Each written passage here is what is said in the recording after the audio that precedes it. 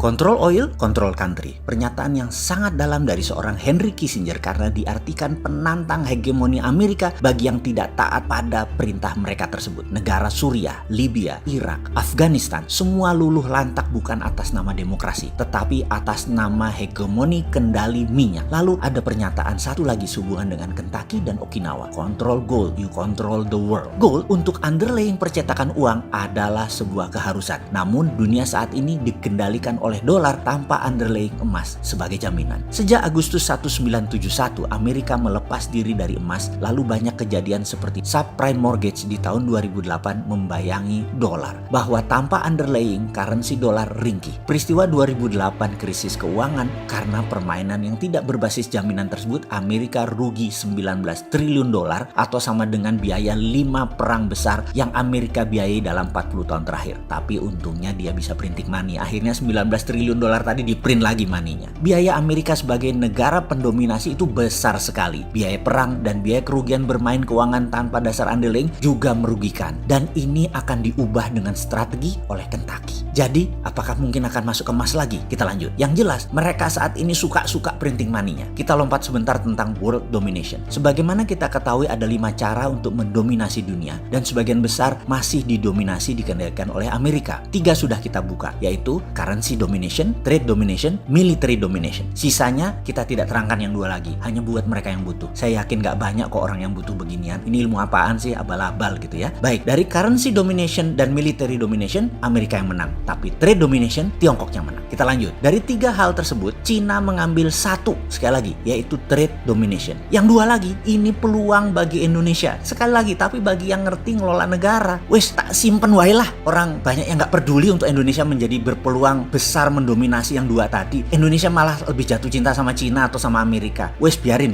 Nanti yang 2 ini kita simpan aja buat nanti ya. Oke, kita lanjut. Kita bicara tentang currency domination lebih dalam lagi sekarang. Semua masih ingat kan di tahun 97-98 di mana serangan ekonomi hitman kepada pemerintahan Soeharto menyerang rupiah dari 2.700 ke 15.000 hanya dalam waktu 6 bulan. Indonesia rontok. Krisis moneter lalu menjadi krisis politik. Waktu itu, inilah hal yang dilakukan di Kentucky, yaitu melakukan simulasi hal ini. Amerika sedang melakukan simulasi mengantisipasi supaya dolar tidak menjadi seperti subprime mortgage lagi dan bagaimana saat ini bersamaan bisa menyerang sebuah negara. Nama simulasinya adalah currency warfare simulation. Anda akan tegang bagaimana simulasi itu mereka lakukan. Semua dengan perhitungan matematik yang sangat rinci, algoritma yang sangat jelimet. Mereka melakukan semua atas nama dollar reset value. Reset value ini dinaikkan, bisa diturunkan dolarnya. Jadi misalnya dalam ruangan tersebut ada 200 monitor lebih, setiap monitor ada nama negara, peta dan nilai kurs terhadap dolar saat itu. Lalu mesin kalkulasi dinyalakan. Naik 20% nilai dolar. Apa yang terjadi pada Amerika? Apa yang terjadi pada negara Tiongkok? Apa yang terjadi pada Indonesia? Lalu keluar warna hijau artinya aman, kuning artinya bahaya, orange artinya bahaya 2, merah artinya bahaya 3, hitam artinya fail atau collapse negara tersebut. Sekali lagi, dolar dicetak dan beredar, 70% uang kartal dolar tersebut beredar di luar homelandnya Amerika. Saat ini dolar dicetak tanpa underlying. Karena kalau berdasarkan deposito emas yang mereka miliki, maka nilai dolar yang dicetak sudah kelebihan 100 kali lipat nilainya dari saat ini. Jadi dolar currency-nya over value. Jadi dollar reset value adalah satu hal yang pasti dilakukan. Simulasinya banyak ragam di mana ketika saya hadir, yang mereka simulasikan adalah mereka menerbitkan dolar baru. Dolar jenis baru ini diterbitkan di mana dolar lama nilainya dipotong hingga 50%, didiskon hingga 50%. Skenarionya dolar baru tidak terlalu jauh over value-nya, yaitu hanya 20%, hanya 20 kali dari nilai depository emas dan bisa dengan cepat dinaikkan dengan strategi goldnya nilainya dinaikkan. Jadi, atau selain goldnya dinaikkan adalah cadangannya dinaikkan karena itu dia sangat berkonsentrasi untuk mengambil cadangan deposit emas atau tambangnya. Jadi kalau kita Indonesia memiliki cadangan devisa 120 billion dolar in one night, begitu dolar reset value dilakukan nilainya tinggal 60 billion, tinggal 50%. Menariknya ketika dihajar atau di-cut dengan 50% nilai dolar baru, Cina tidak rubuh. Cadangan devisa mereka, Tiongkok, walau ada dolarnya, namun gold reserve-nya Cina kuat. Dunia akan kacau jika dolar reset value dilakukan adalah sekitar 9 bulan. sampai keseimbangan ekonomi baru tercipta. Ada beberapa wilayah dunia yang akan lumpuh, ada yang tumpah darah, namun semua itu terukur. Simulasi kedua, dolar baru diciptakan namun nilai dolar lamanya adalah nol. Amerika nilai dolarnya sama dengan nilai cadangan emas mereka. Efeknya dunia akan perang selama 5 tahun, kekacauan sistemik di mana-mana. Cina kolaps atau dalam bahasa Lemhanasnya namanya fail state, negara gagal. Simulasi berikutnya adalah dolar di-cut 80%, tinggal 20%. Ternyata Cina lumpuh menjadi negara paria. Menariknya, Indonesia rupiah itu di level turun 20% atau dolar naik, sudah lampu kuning. Di level 30-40% oranye, di level 50% fail state, merah. Kalau rupiah dikuatkan atau dolar dilemahkan, 50% ditebas, Indonesia lampu oranye. Jadi Indonesia lebih rentan jika dolar dikuatkan daripada dilemahkan. Jangankan diterbitkan dolar nilai baru, dengan dolar lama dibawa ke harga 19.000 atau 20.000 bahkan, sudah oranye pemerintah Indonesia saat ini. Sekedar mengingatkan, yang goyang pemerintahannya, bukan negaranya loh ya. Itulah salah satu di antara banyak informasi yang saya dapat dari Kentucky. Saya berpikir hebat. Ratusan gambaran sekelebat melintas di kepala saya. Semua gambaran prasangka buruk. Kepala saya terbayang galian tambang yang dalamnya minus 4.000 meter ke bawah tanah di pedalaman Papua di tambang Grasberg. Saya terbayang Freeport. Kenapa Freeport masih dikontrol oleh minoritas sahamnya? Karena penting rupanya bagi Amerika. Dan bagi Indonesia yang penting kan dapat jeneng, dapat nama. Jenang fulus masih Amerika yang dapat. Salah satu simulasinya adalah karena cadangan emas tidak bisa bertambah dengan cepat. Harga emas dinaikkan nilainya saat ini ke 50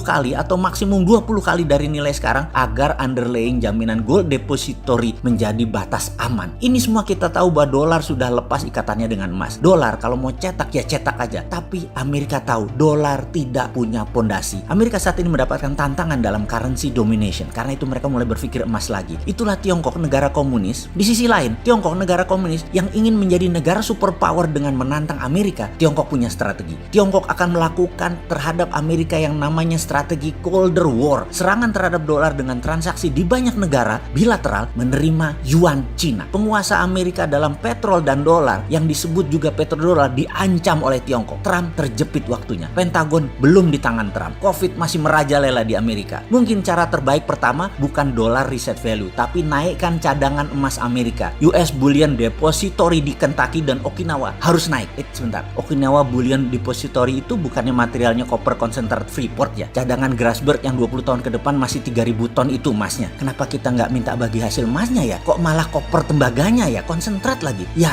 begitu dah.